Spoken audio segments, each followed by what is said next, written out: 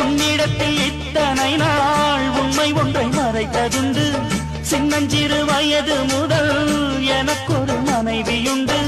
கோபம் கொள்ள வேண்டாம் அம்மா, தாங்கிக் கொள்ள வேண்டும் அம்மா.